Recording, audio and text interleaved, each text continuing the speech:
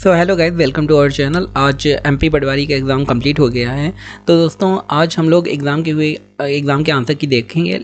एक इम्पॉर्टेंट चीज़ है कि आज का जो एग्ज़ाम रहा वो मॉडरेट रहा है। जैसे पिछली बार के एग्ज़ाम मैंने देखे थे कि काफ़ी सिंपल रहे, लेकिन ये वाला एग्ज़ाम मॉडरेट रहा है। तो अच्छे क्वेश्चन आए थे एग्ज़ाम में। आई होप आपका एग्ज़ाम अच्छा गया होगा। चलिए आप अपने आंसर मैच कर लीजिए। तो हमारा पहला क्वेश्चन है कि एथेनाइक एसिड को क्या कहते हैं।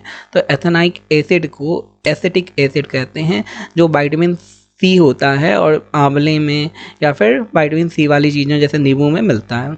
रावण का ससुराल कहाँ पे है, ये क्वेश्चन आया था, मंदसौर में स्थित है। आगे देखते हैं, विद्युत आवेश की इकाई को क्या कहते हैं। तो इकाई होता है कूलाम, और विद्युत आवेश को मतलब विद्युत धारा को मापा किस में जाता है, वो एम्पियर में मापा जाता है। आगे, लैपटॉप किस प्रकार का कंप्यूटर है। लैपटॉप जाहिर सी बात एक नोटबुक है। मैहर माता का मंदिर कहाँ पर स्थित है। तो वो सतना जिले के मैहर में मैहर माता का मंदिर स्थित है। मध्य प्रदेश में राम जी ने अपना वनवास कहाँ गुजारा था। तो एमपी में राम जी ने चित्रकूट में अपना वनवास गुजारा था।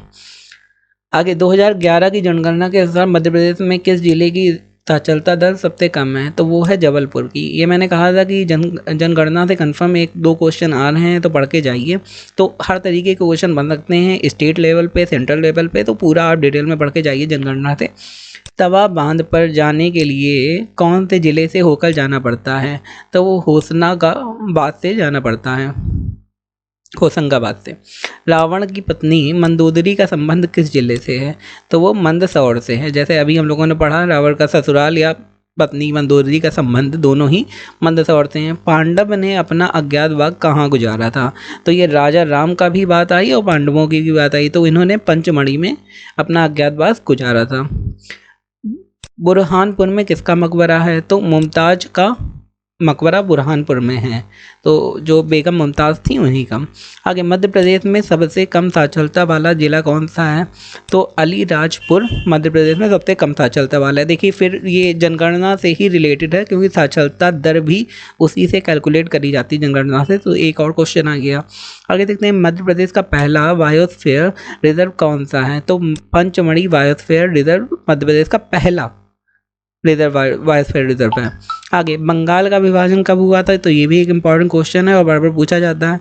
तो जो बंगाल का विभाजन हुआ था वो 1905 ईस्वी में हुआ था।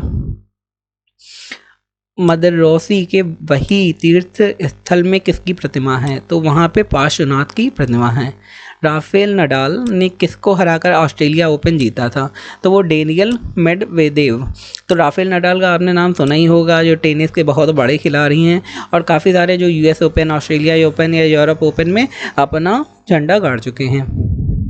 आगे, एक्साइज ड्यूटी कौन सा कर है। तो वो अप्रत्यक्ष कर है। जो एक्साइज ड्यूटी लगाई जाती है किसी चीज़ में, तो वो डायरेक्ट गवर्नमेंट से नहीं लगाई जाती। प्रत्यक्ष कर क्या होता है, जो डायरेक्ट आपकी जो सैलरी होती है उसमें कर लगाया जाता है, उसे प्रत्यक्ष कहते हैं। और जो किसी सामान में लगाया जाता है या किसी चीज़ में लगाया जाता है, जैसे SGST GST, तो वो होता है आपका अप्रत्यक्ष कर। आगे क्वेश्चन आया था, बुरहानपुर के किले में कौन सा राजा राजपाल गवर्नर कहलाता है। तो ये क्वेश्चन एक और आया था।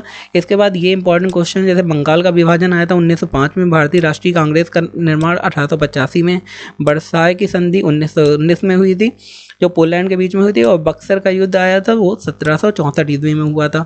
तो ये काफ़ी इंपॉर्टेंट क्वेश्चन आए थे। तो डेट आपको याद करनी, क्योंकि डेट से काफ़ी सारे क्वेश्चन आ रहे हैं। तो डेट काफ़ी इंपॉर्टेंट है लगभग सभी की। जैसे मैंने बताया, कंप्यूटर के कुछ टॉपिक बताए थे आपको, जनगणना से रिलेटेड बताए थे। उसके बाद ये जो डेट हैं पर्टिकुलर ये आ रही हैं, तो इन सब को पढ़ के जाना है, क्योंकि ये बार बार आ रही हैं।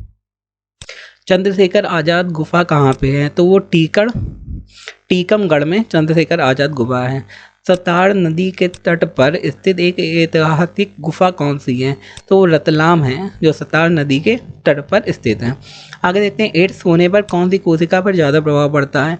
तो वो टी जो कोशिकाएं होती हैं जो एड्स होने पर ज़्यादा प्रभाव पड़ता है। तो ये साइंस से एक क्वेश्चन बना था। आगे, लाल चींटियों में कौन सा एसिड पाया जाता है।